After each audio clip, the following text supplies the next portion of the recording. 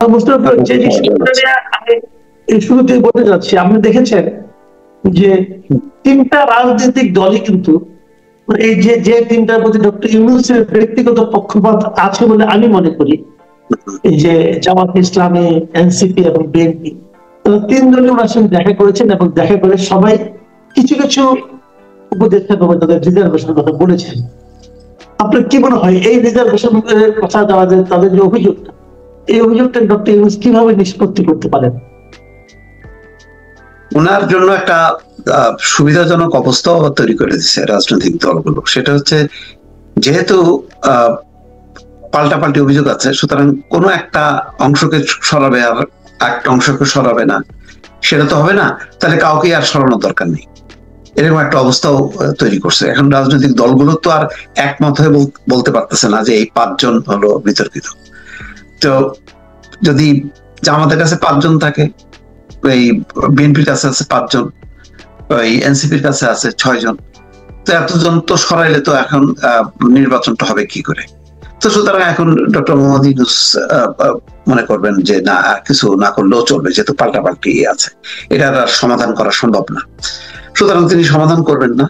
সবচেয়ে বড় কথা হলো যে সংকটটা তৈরি হইল এরকম, যেহেতু বিএনপি চায় যে এই অন্তর্বর্তী সরকার কেয়ারটেকার এর মুডে চলে আসুক সরকারটা, এবং সবারই প্রত্যাশা তাই মানে বিএনপি বলুক আর না বলুক, নির্বাচনের সময় যত ঘনায় আসবে তত সবাই স্বচ্ছ থাকবে, নিরপেক্ষ থাকবে। কিন্তু দেখা যাচ্ছে যে না, রীতিমতো নাম ধরে, যেমন বিবিসি রিপোর্টে দেখলাম ফাজুল কবির খান, উনি এত বিব্রত হয়েছে, উনি বলছে যে তাহলে একটা অধ্যাদেশ জারি করুক সরকার, যে পরবর্তী সরকারে এই এখনকার যারা উপদেষ্টা আছেন বা সহকারী আছে তারা কেউ লাভজনক পদে যাবে না। এই ধরনের একটা অধ্যাদেশ জারি করলে আমার ধারণা যে এটার একটা সমাধান আছে, সুরা আছে। তিনি বলছেন যে আমি রাগ অনুরাগের বশবর্তী হয়ে কোনো মানে সিদ্ধান্ত নেই না। এখন সবাই তো তাই বলবে, তাহলে সমাধান হিসেবে তিনি একটা পদ তিনি বাতলে দিচ্ছেন। আমার ধারণা যে এটা একটু হয়তো উনি স্যাটায়ার করছেন অথবা ক্ষোভ অভিমান থেকে এই কথাগুলো বলছেন। আবার নাহিদ ইসলাম দেখেন বলছেন যে কোন কোন উপদেষ্টা রীতিমতো লিয়াজও করছে সেফ এক্সিট নেওয়ার জন্য। এটাও একটা বিব্রতকর। এটা নিয়ে তো সৈয়দ রেজওয়ান হাসান থেকে শুরু করে ফাজুল কবির খান অনেকেই রিয়াক্ট করছে, বা আসিফ নজরুল বলছে যে আসলে বাংলাদেশ সেফ এক্সিট নিতে চায়, কোন উপদেষ্টা নিতে চায় না। তা এই প্রতিক্রিয়া, তার মানে কি একটা অনাস্থা সরকারের প্রতি। শুধুমাত্র কেউ ডক্টর মোহাম্মদ ইউনূসের নাম বলছেন না, কিন্তু ডক্টর মোহাম্মদ ইউনূসের সঙ্গে যারা আছেন তাদের ব্যাপারে কিন্তু আপত্তি তুলছে ঘুরে ফিরে, কিন্তু আসলে ডক্টর মোহাম্মদ ইউনূসের কাঁধেই যাচ্ছে। জামাত ইসলাম তো আরো ভয়ঙ্কর কাজ করছে, তারা 40 জন সচিব এবং উপদেষ্টাদের নামের তালিকা নিয়ে গেছিল, কিন্তু সময় সুযোগ না থাকায় সেই তালিকাটা তারা উপস্থাপন করেনি প্রধান উপদেষ্টার কাছে।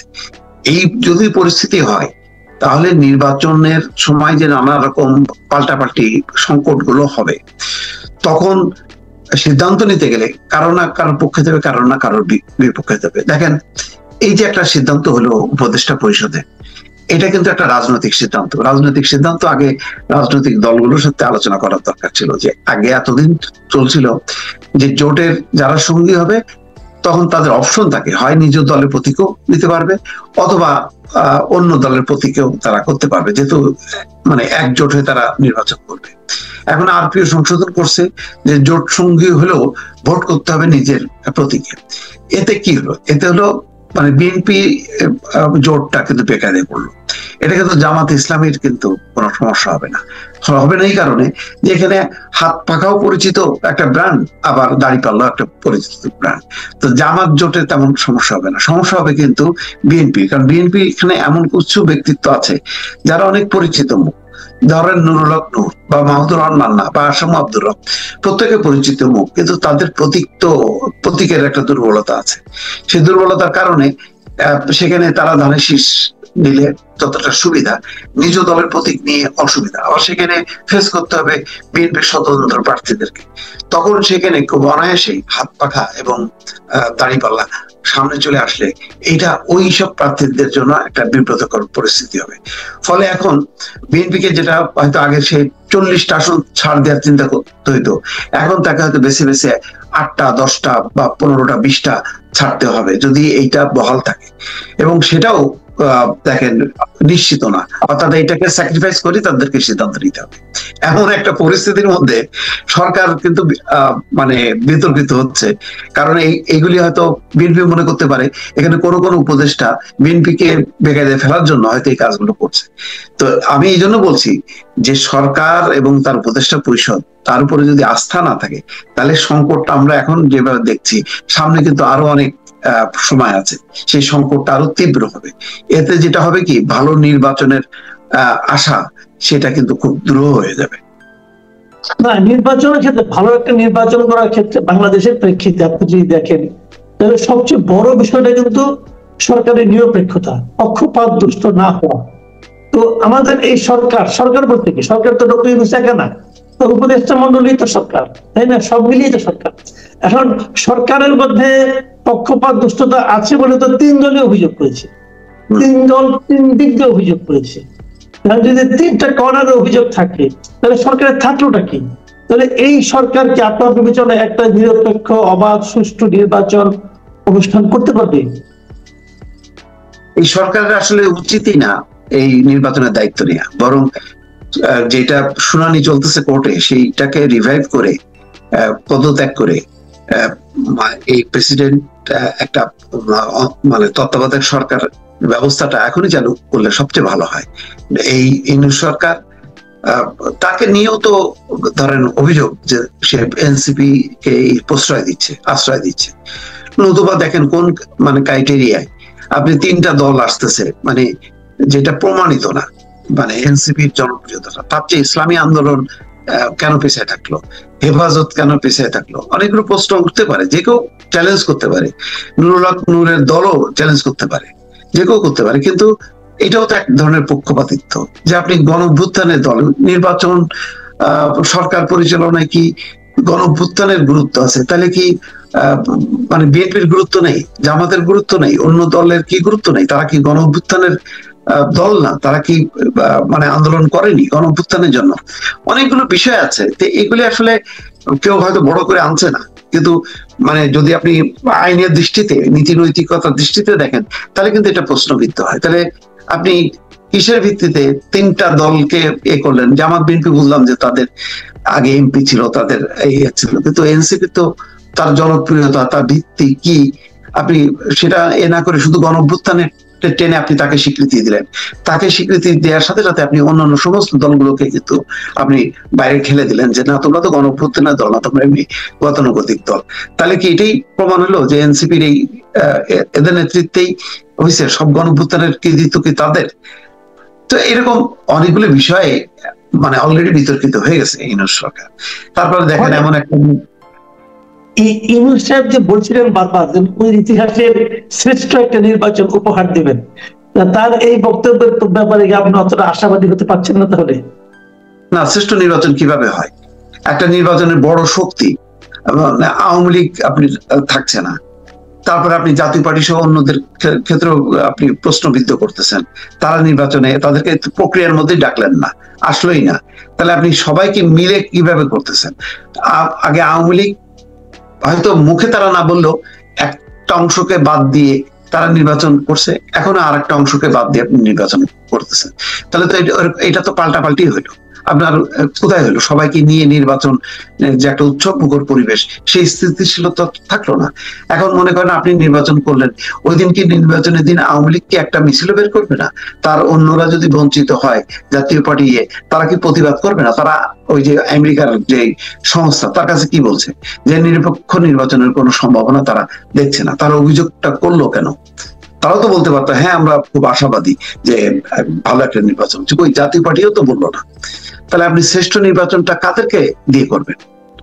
এটা একটা প্রশ্ন। এই প্রশ্নের মীমাংসা হয়নি, এবং আন্তর্জাতিক অঙ্গনে এই প্রশ্নগুলি আসবে বলেই 6টা সংস্থা, আন্তর্জাতিক সংস্থা, তারা কিন্তু বলছে যে আপনার বিচার কাজ ভালো, গুম খুনের বিচার করতেছেন ভালো, সব ভালো, কিন্তু আওয়ামী লীগের কার্যক্রমের উপর যে নিষেধাজ্ঞা, এটা অগণতান্ত্রিক, এটাকে আপনাকে প্রত্যাহার করতে হবে।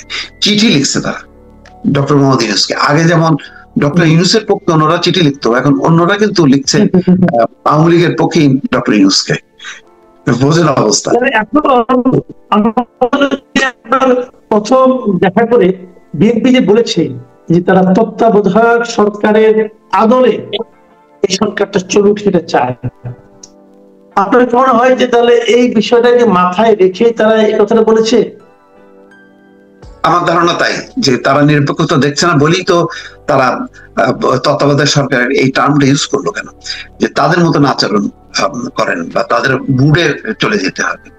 কারণ অন্তত সব বাদ দেন, অন্তত দুইজন তো খুব প্রকাশ্য, ধরেন দুই উপদেষ্টা, ছাত্র উপদেষ্টা, তাদের সাথে এনসিপির যোগাযোগ নেই, এটা তো কোনোভাবেই বলা যাবে না। আসিফ মাহমুদ সজীব ভুঁইয়া তার নির্বাচনী এলাকায় রীতিমতো যেভাবে বরাদ্দ করে অন্যান্য রাজনৈতিক নেতারা সেভাবে করছে। মাহফুজ আলমের ছোট ভাই ঘোষণা করছে যে তার ভাই নির্বাচন করবে, মাহফুজ আলম কোনো প্রতিবাদ করেনি। তো এই দুজন তো অনেক বেশি প্রকাশ্য, এবং তাদেরকে পত্রিকায় দেখলাম যে সেপ্টেম্বর একটু সময় নিতে চায়। কেন বলা হয়েছে তাদেরকে? এখানে তো ওয়াহিদুদ্দিন মাহমুদকে বলা হয়নি, শিক্ষা উপদেষ্টাকে বলা হয়নি, অর্থ উপদেষ্টাকে বলা হয়নি। এই দুজনকে কেন বলা হয়েছে? বলা হয়েছে এই জন্য, সরকার ভালো করে জানে যে আছে এনসিপি। তো প্রকাশ্য কিভাবে কাউন্টার করতেছেন যে না অন্যান্য দল যাদেরকে সুপারিশ করছে তারা তো, অন্যান্য দল তো বলবে। এখন আমাকে যদি বলেন যে একটা তারা তো পরামর্শ দেবে যে ওয়াহিদুদ্দিন মাহমুদকে নেন, ইফতেখারুজ্জামানকে নেন, বদিউল মজুমদারকে নেন, অমুক নেন তমুক নেন, বলবে। বলা অনেকে তারা দলীয় নাকি ধানের শীষ করবে, কিন্তু ওনারা তো এনসিপির হয়ে নির্বাচন করবে এমন একটা, এবং তফসিল ঘোষণার পর নাকি তারা পদ থাকবে। এত যখন স্পষ্ট হয় তখন এত দূর পর্যন্ত যাওয়া এই রাজনৈতিক কি বলে দলীয় রাজনৈতিক লোকদেরকে নিয়ে, এটা তো উচিত না। এটা তো তত্ত্বাবধায়ক সরকারের যে কনসেপ্ট, সেই কনসেপ্টের বিরুদ্ধে। এবং অন্তর্বর্তী সরকারও তো আসলে যদি দলীয় তো জাতীয় সরকার করতো রাজনৈতিক দলগুলোকে নিয়ে, তাহলে দরকার কি ছিল এই ওয়াহিদুদ্দিন মাহমুদদের মতন লোকদেরকে এই ক্যাবিনেটে নিয়ে আসা? জি, আমি একটা শেষ প্রশ্ন করি, ছোট করে দিতে বলেন। আপনি দেখেছেন যে চেষ্টা করেছেন যে 47 সাল থেকে, যদি ওনাদের আচরণের কারণে 47 সাল থেকে 11 মিনিট পর্যন্ত এভাবে বলেছেন, এই সময়ের মধ্যে ওনাদের কারণে যদি কেউ দুঃখ পেয়ে থাকেন, এই যে একটা সময় উনি বাড়ালেন। প্রশ্নটা উঠেছিল 71 নিয়ে, উনি 71-এ আগে চলে গেলেন 47-এ, 71-এর পরে 25 পর্যন্ত। এটা বলার মাধ্যমে কি উনি পুরো বিষয়টাকে হালকা করে দিলেন? আবার কেউ কেউ এটাও বলছে যে 2025 সালের যদি উনি অক্টোবর পর্যন্ত আসেন, তাহলে এর মধ্যে তো ওনার আচরণে অনেক শেখ হাসিনাও দুঃখ পাইছে, উনি কি শেখ হাসিনার কাছে ক্ষমা চাইলেন? এই পুরো বিষয়টাকে আপনি কিভাবে দেখেন? ধরেন আমাকে আপনি বললেন যে মোশাররফ ফিরোজ, আপনি আমাকে এভাবে গালি দিলেন, এটা খুব কষ্ট পাইলাম। তা আমি ধরেন সেটা স্বীকার করলাম না করে বললাম যে আচ্ছা, শুধু আপনি না, আমি জন্মের পর থেকে এই পর্যন্ত আজকে পর্যন্ত যা যা করছি, কেউ যদি আমার আচরণে কষ্ট পান তাহলে কি দাঁড়ায়?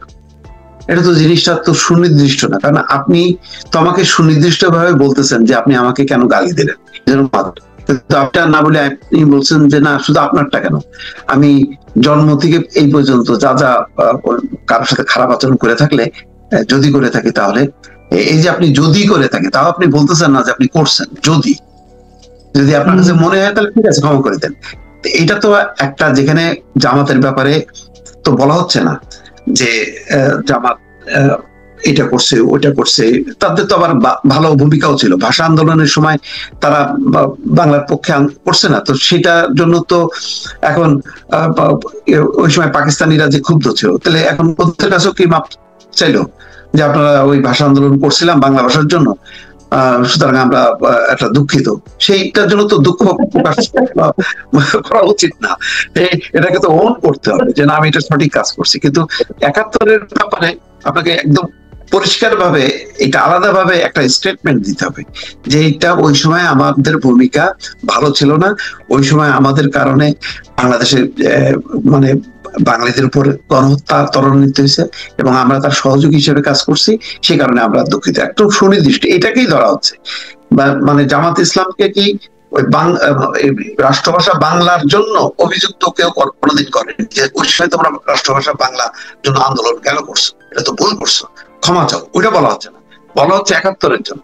তো সুতরাং 71-এর জন্য তাদেরকে সুনির্দিষ্ট ভাবে ক্ষমা চেয়ে এই দায় থেকে তাদেরকে মুক্ত হইতে হবে। কিন্তু কখনোই দেখবেন যে তারা এই অবস্থানটাকে হালকা করার জন্য বলছে না আমরা তো ভুল স্বীকার করছি, কি ভুল, আমরা এই পর্যন্ত যা যা করছি, কেউ যদি কষ্ট হয়, এটা তো গণ স্টেটমেন্ট বিষয় না, সুনির্দিষ্ট মানে ব্যক্তিগত ভাবে না, দলীয় ভাবে একটা সিদ্ধান্ত।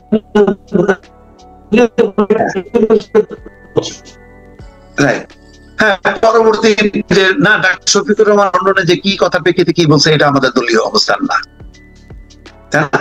তো সুতরাং দলীয় ভাবে তাদের একটা স্টেটমেন্ট দরকার ছিল। অনেক ধন্যবাদ, অনেক ধন্যবাদ জনাব মোস্তফা। দর্শক আপনারা শুনলেন জামাতে ইসলামের ক্ষমা প্রার্থনা বিষয়ে জনাব মোস্তফা ফিরোজের